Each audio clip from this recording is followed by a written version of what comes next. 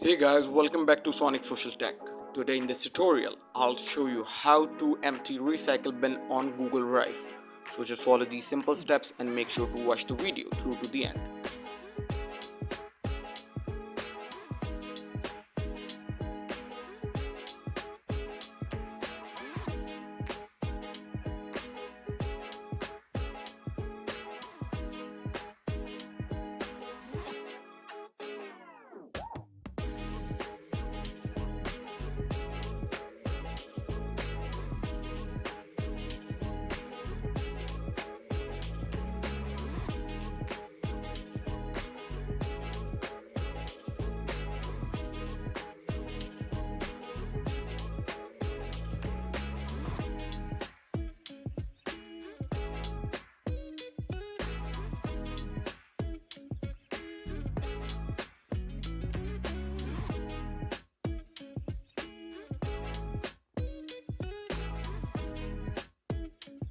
Thank you for watching guys. Make sure to like and subscribe.